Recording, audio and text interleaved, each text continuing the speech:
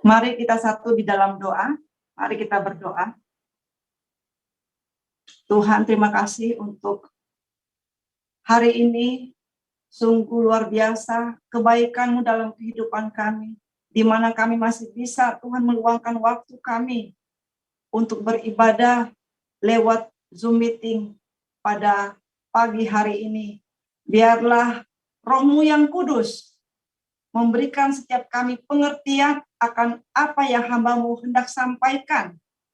Dan biarlah semua itu menjadi suatu benih yang Kau taruh di hati setiap kami, sehingga benih itu bisa bertumbuh dan bisa menghasilkan buah yang manis, yang lebat, sesuai dengan kehendak-Mu saja. Dalam nama Tuhan Yesus kami berdoa. Amin. Shalom, selamat pagi. Selamat pagi semuanya. Ya, tema hari ini memiliki prinsip hidup yang benar. Ya, hari ini kita akan belajar tentang dua hal prinsip hidup yang benar dari salah satu tokoh Alkitab yang menurut saya dia luar biasa karena kehidupannya luar biasa, ya, dan itu bisa kita jadikan teladan. Ya, lumayan panjang ayatnya, tapi mari kita baca bersama-sama. Saya minta satu orang baca Daniel pasal 6 ayat 1 sampai 12 dan ayat 20 sampai 29. Ya. Jadi agak loncat, ya. Daniel pasal 6 ayat 1 sampai 12 dan disambung di ayat yang ke-20 sampai 29. Saya minta satu orang baca.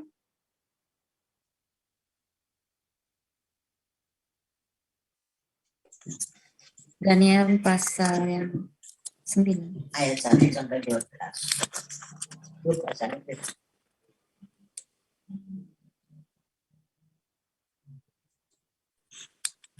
Daniel pasal 6 ayat 1 sampai 12 dan ayat 20 sampai 29.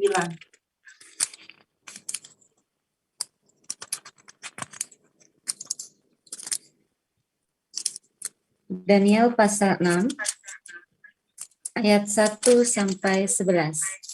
12 dan 20 sampai 29.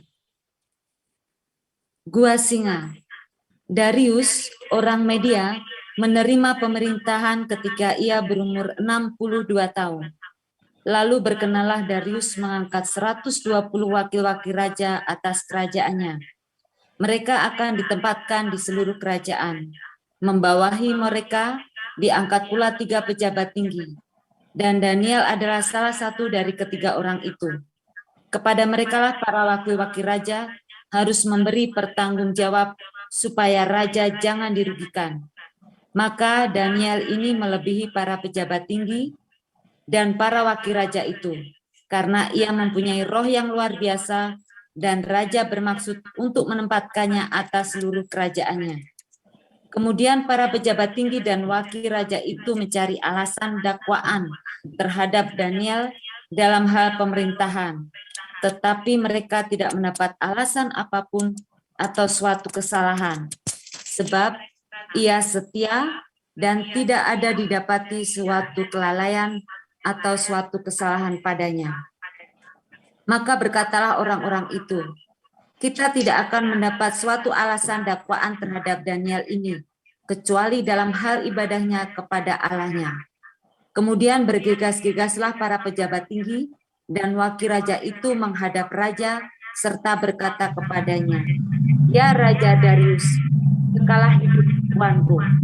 Semua pejabat tinggi kerajaan ini, semua penguasa dan wakil raja, para menteri dan bupati telah mufakat, supaya dikeluarkan kiranya suatu penetapan raja dan ditetapkan suatu larangan, agar barang siapa yang dalam 30 hari menyampaikan permohonan kepada salah satu dewa atau manusia, kecuali kepada tuanku, ya Raja, maka ia akan dilemparkan ke dalam gua singa. Oleh sebab itu, ya Raja, keluarkanlah larangan itu dan buatlah suatu surat perintah yang tidak dapat diubah menurut undang-undang orang Media dan Persia yang tidak dapat dijabut kembali. Sebab itu Raja Darius membuat surat perintah dengan larangan itu. Demi didengar Daniel bahwa surat perintah itu telah dibuat, pergilah ia ke rumahnya. Dalam kamar atasnya ada tingkap-tingkap yang terbuka ke arah Yerusalem. 3 kali sehari ia berlutut, berdoa, serta memuji Allahnya, seperti yang biasa dilakukannya. Lalu orang-orang itu bergegas-gegas masuk dan mendapati Daniel sedang berdoa dan memohon kepada Allahnya. Pagi-pagi sekali ketika fajar menyingsing, bangunlah raja dan pergi dengan buru-buru ke gua singa. Dan ketika ia sampai dekat gua itu, berserulah ia kepada Daniel dengan suara yang sayu. Berkatalah ia kepada Daniel, Daniel hamba Allah yang hidup, Allahmu yang kau sembah dengan tekun, telah sanggupkah ia melepaskan engkau dari gua singa-singa itu? Lalu kata Daniel kepada raja, ya raja, kekallah hidupmu. Allahku telah mengutus malaikatnya untuk mengatupkan mulut singa-singa itu, sehingga mereka tidak mengapa-apakan aku, karena ternyata aku tak bersalah di hadapannya. Tetapi juga terhadap tuanku, ya raja, aku tidak melakukan kejahatan. Lalu sangat sukacitalah raja dan ia memberi perintah supaya Daniel ditarik dari dalam gua itu. Maka ditariklah Daniel dari dalam gua itu dan tidak terdapat luka apa-apa padanya karena ia percaya kepada Allahnya. Raja memberi perintah, lalu diambillah orang-orang yang telah menuduh Daniel dan mereka dilemparkan ke dalam gua singa, baik mereka maupun anak-anak dan istri-istri mereka. Belum lagi mereka sampai ke dasar gua itu, singa-singa itu telah menerkam mereka, bahkan meremukkan tulang-tulang mereka. Kemudian Raja Darius mengirim surat kepada orang-orang dari segala bangsa, suku bangsa, dan bahasa yang mendiami seluruh bumi. Bunyinya, bertambah-tambahlah kiranya kesejahteraanmu. Bersama ini, kuberikan perintah bahwa di seluruh kerajaan yang kukuasai, orang harus takut dan gentar kepada Allahnya Daniel. Sebab dialah Allah yang hidup, yang kekal untuk selama-lamanya. Pemerintahnya tidak akan binasa dan kekuasaannya tidak akan berakhir. Dia melepaskan dan menolong dan mengadakan tanda dan mukjizat di langit dan di bumi. Dia yang telah melepaskan Daniel dari cengkraman singa-singa. Dan Daniel ini mempunyai kedudukan tinggi pada zaman pemerintahan Darius dan pada zaman pemerintahan Kores, orang Persia itu. Amin, terima kasih Bu Jane dan Pak Roni yang sudah membacakan firman Tuhan. Ya, jadi hari ini kita akan belajar 2 hal prinsip hidup yang benar dari kisah Daniel. Sebelumnya kita mungkin banyak mendengar atau banyak membaca kisah-kisah kalau seseorang dipromosikan oleh siapapun juga, entah itu oleh atasan atau oleh orang yang memiliki jabatan tinggi atau oleh Tuhan sekalipun, pasti ada yang namanya orang-orang yang iri. Jadi kalau saat ini mungkin ada di antara kita yang sedang dipromosikan oleh seseorang atau oleh Tuhan, tidak usah kaget kalau ada yang iri sama kita. Itu hal yang lumrah, hal yang wajar. Tidak usah kita baper. Ya. Jadi yang pertama, prinsip hidup dari kisah Daniel adalah Daniel berusaha bekerja tanpa melakukan kesalahan. Ya.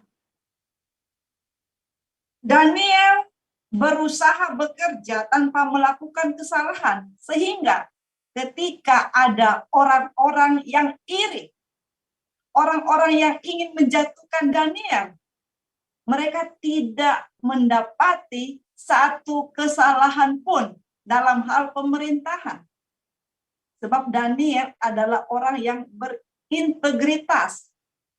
Kenapa dia tidak membuat kesalahan satupun? Karena dia tahu dalam kehidupan ini banyak saksi. Mari kita buka di Ibrani 12 ayat 1. Ibrani 12 ayat 1. Saya minta satu orang baca.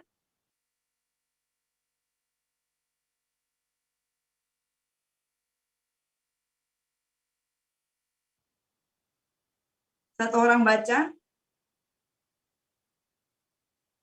Mute-nya dibuka.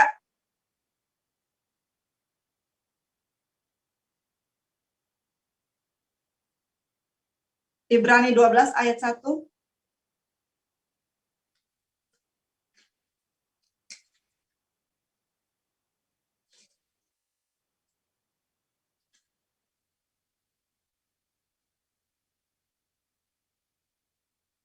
Oke, saya bacakan aja, kalau ada yang mau bacakan silakan. Oh ya, silakan Bu Grace baca.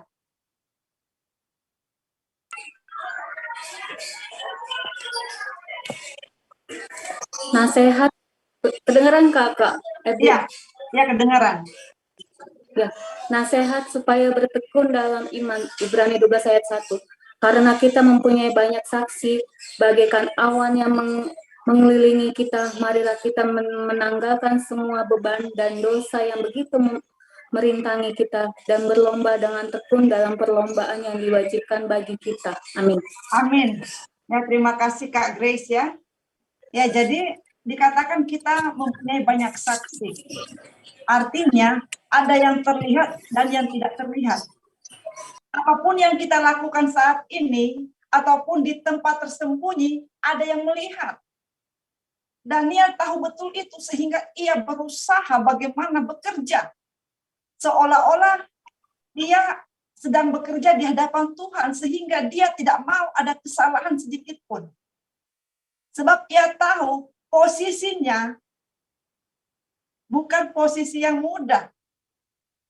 Ia adalah salah satu pejabat tinggi di negara itu. Ada 3 pejabat tinggi dan 120 wakil raja, tapi Daniel lebih disukai oleh raja. Sehingga kedua pejabat tinggi lainnya iri, cemburu, ingin menjatuhkan Daniel. Akibatnya mereka mengorek-ngorek. Siapa tahu ada kesalahan atau aibnya Daniel. Mereka cari-cari, tapi tidak ditemukan.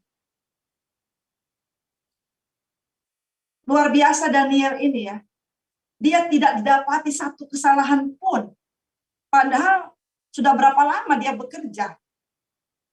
Sebelum dengan Raja Darius, Daniel juga sudah bekerja dengan raja yang lain. Tetapi tidak didapati satu kesalahan pun. Ini salah satu contoh orang yang punya integritas. Ya. Daniel tahu bahwa apapun yang ia lakukan, Tuhan pasti tahu. Daniel adalah orang yang takut akan Tuhan, dan bukan cuma sekedar rohani. Ia memiliki hubungan yang dekat dengan Tuhan, tapi dalam kehidupannya sehari-hari, ia mempraktekkan firman Tuhan. Ia berusaha memberikan yang terbaik dalam pekerjaannya, sehingga ia tidak ditemukan satu kesalahan pun, karena ia bekerja dengan total, ia bekerja dengan sepenuh hati. Sebab ia tahu, banyak orang yang melihat dirinya. Ia ingin menjadi saksi Tuhan. Dimanapun Tuhan menempatkan dia, Dia tidak mau mempermalukan Tuhan. Yang kedua, yang kita bisa pelajari dari prinsip hidup Daniel adalah Daniel tidak takut akan kehilangan pekerjaan atau nyawanya sekalipun. Sebab ya, lebih memilih hubungan pribadinya dengan Tuhan melebihi apapun juga. Ya, kalau kita baca tadi ya, bagaimana Daniel begitu mendengar surat perintah raja sudah dikeluarkan, Daniel tetap berdoa seperti biasa. Tidak ada perubahan. Dia tidak berdoa sembunyi-sembunyi. Luar biasa Daniel ya, bagaimana dia itu berdoa. Dalam kamar atasnya ada tingkap-tingkap yang terbuka ke arah Yerusalem. Jadi orang melihat dia sedang berdoa. Daniel tidak malu memperlihatkan imannya di tengah negara yang bukan mayoritas. Daniel adalah sosok yang luar biasa. Ia tidak takut kehilangan jabatannya yang begitu tinggi. Ia tidak takut kehilangan nyawanya. Sebab Daniel tahu siapa yang melanggar perintah raja, hukumannya adalah mati, dilempar ke gua singa. Tapi Daniel tetap memilih untuk menyembah Tuhannya. Ini luar biasa. Jadi kita jangan membiarkan diri kita dikuasai atau dikendalikan oleh sesuatu yang fana di dunia ini.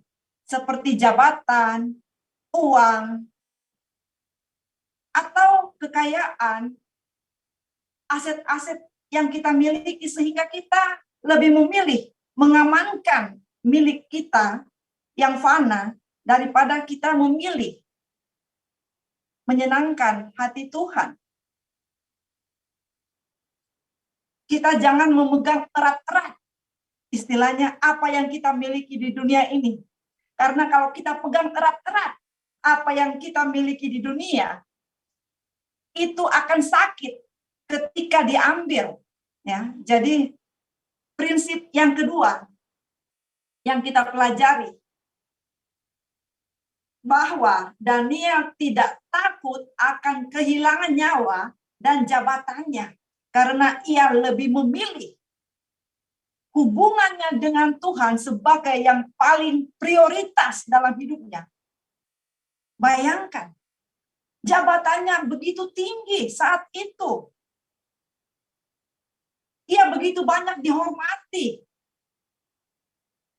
Ia disukai raja, apapun yang dia minta pasti diberikan. Tetapi ia rela meninggalkan segala kenyamanan itu untuk lebih memilih menyembah Tuhan. Memilih kehilangan jabatan, bahkan nyawanya sendiri.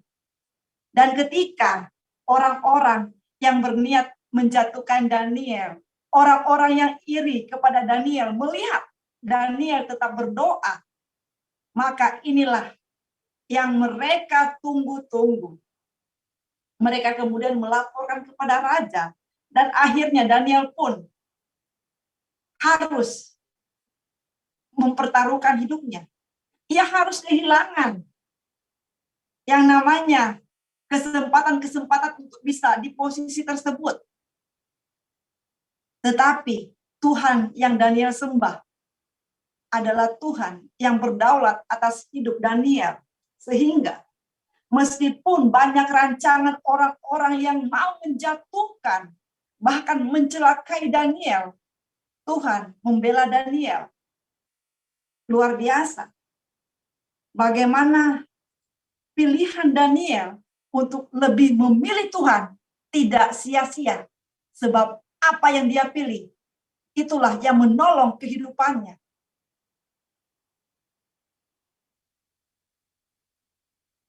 Kita tentu bertanya-tanya, kenapa Daniel bisa memiliki dua prinsip yang benar tersebut?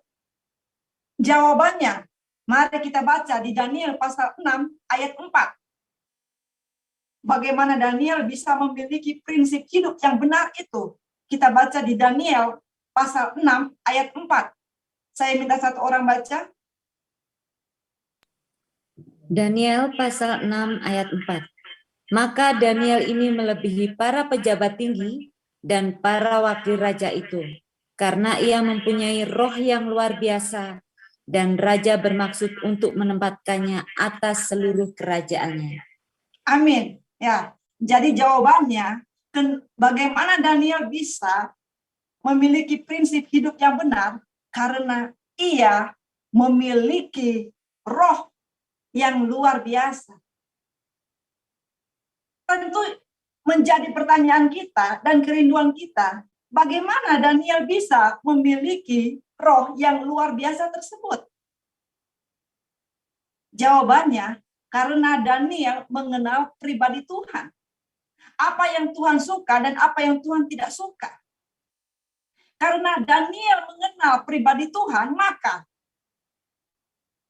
yang pertama, Daniel menjaga kekudusan hidupnya sejak usia muda.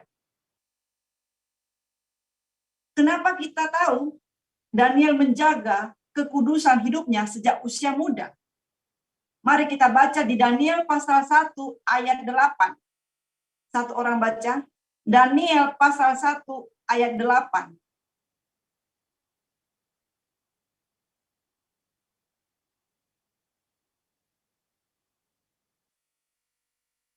Silakan baca.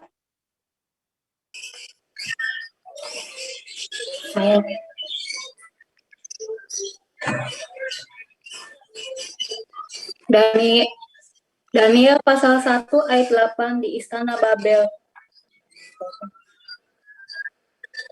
Daniel berketetapan untuk tidak menajiskan dirinya dengan santapan raja dan dengan anggur yang biasa diminum raja.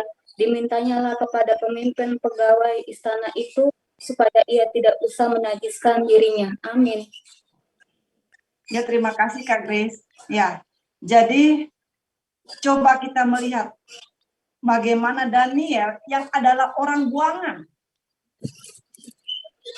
dibawa masuk ke istana raja, disajikan makanan yang begitu besar, tetapi dia bisa berketetapan tidak menajiskan dirinya dengan santapan raja dan minuman yang raja biasa minum. Coba kita bayangkan ya, ada orang nih, orang budak buangan yang jarang makan makanan enak. Ya. Tiba-tiba dia masuk ke suatu pesta yang semua ada makanan. Kira-kira bagaimana senangnya, bagaimana ini leher ini? Mungkin ngeces ya, waduh, ada mungkin ayam, sapi, sate ya. Semua itu mengundang selera ya. Apalagi dia mungkin sudah berhari-hari tidak makan. Bagaimana seorang Daniel bisa berketetapan? Dia berkomitmen tidak mau menyentuh makanan-makanan yang lezat tersebut. Dan minuman yang biasa diminum raja itu pasti minuman yang terbaik dan terenak.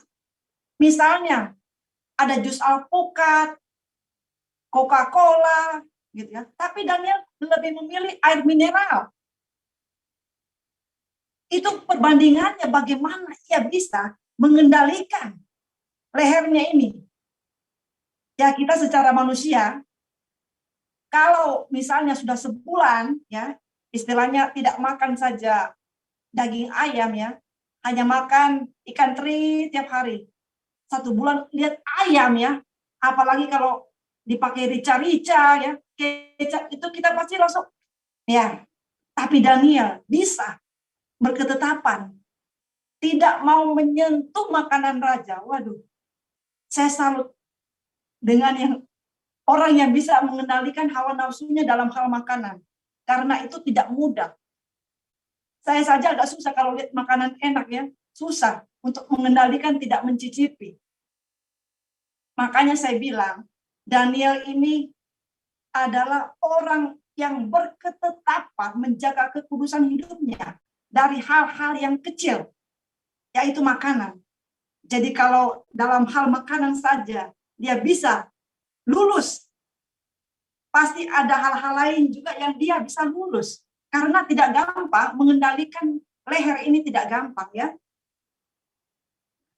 Yang kedua, Daniel menjaga komunikasinya dengan Tuhan tiap hari.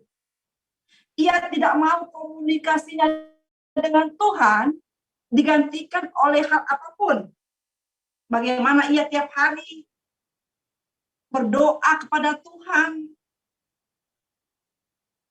Ia tidak mau digantikan oleh apapun.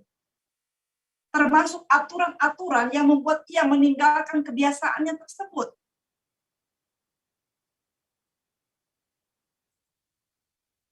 Sekarang ini banyak hamba Tuhan, bisa kita lihat khotbah ya, di online, outside. Bahkan ada hamba Tuhan yang boleh kita lihat, di sini dia ada, di sana juga ada. Banyak mereka berkhotbah dengan hebat. Tapi jangan sampai hubungan kita dengan Tuhan tidak beres. Jangan sampai kita sudah khotbah di sini, di situ. Hubungan kita sama Tuhan justru hambar, garing istilahnya ya. Kita bahkan mungkin juga tidak sempat bangun mengucap syukur kepada Tuhan, langsung kita khotbah sama depan Zoom ya, tanpa kita lupa untuk berterima kasih atas kebaikan Tuhan dalam kehidupan kita sepanjang malam gitu ya. Kita langsung khotbah jam sekian di sini, jam sekian di situ, sampai lupa untuk berkomunikasi dengan Sang Pemberi Firman sendiri. Saya ingat sewaktu almarhum suami saya masih hidup, suami saya selalu setiap pulang dari mana saja, sebelum tidur dia pasti akan ngobrol dengan saya. Kadang saya bilang, waduh, Hani apa nggak capek dari pagi keluar sampai malam, sekarang waktunya sudah jam sekian masih.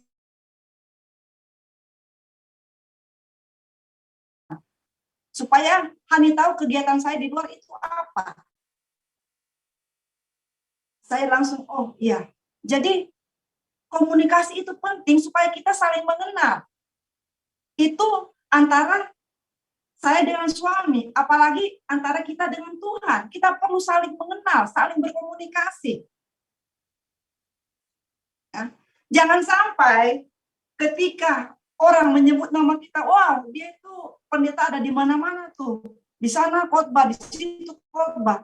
Tapi ketika Tuhan memanggil kita, Tuhan berkata, aku tidak pernah mengenal kamu. Penyalah daripadaku, kamu pembuat kejahatan. Waduh, itu adalah peristiwa yang sangat mengerikan dan sangat menyedihkan. Jangan sampai kita sudah melayani Tuhan, tapi kita tidak dikenal Tuhan. Hanya karena kita lebih suka menyibukkan diri tanpa menjaga komunikasi kita dengan Tuhan. Itu yang diteladankan oleh Daniel. Bagaimana dia yang adalah orang super sibuk. Dia adalah seorang petinggi pemerintahan, tapi masih punya waktu untuk Tuhan. 3 kali sehari.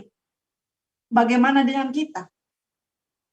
Apakah kita lebih sibuk atau lebih hebat dari Daniel sehingga kita tidak sempat berkomunikasi dengan Tuhan dalam 1 hari? Jadi hari ini saya hanya bisa membagikan bagaimana supaya kita memiliki prinsip hidup yang benar seperti dari kisah Daniel, supaya kehidupan kita menjadi kesukaan Tuhan. Kalau Tuhan disukakan, kita akan melihat pembelaan Tuhan itu luar biasa. Ketika Daniel menjaga kekudusan hidupnya, ia diluputkan dari gua singa.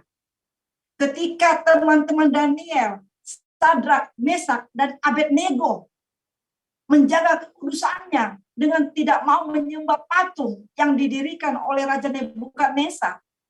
Tuhan juga meluputkan mereka dari nyala api pembakaran. Dan mereka tidak tercium bau hangus sekalipun. Padahal mereka dibuang ke lautan api saat itu. Itulah pembelaan Tuhan terhadap orang-orang yang menjaga kekudusan hidupnya. Sebagai orang-orang yang percaya kepada Yesus, kita tidak bisa mengikuti aturan dunia dan mencari kesukaan manusia. Tapi marilah kita memiliki prinsip hidup yang benar untuk mencari kesukaan Tuhan melebihi apapun juga. Tuhan Yesus memberkati kita semua. Amin.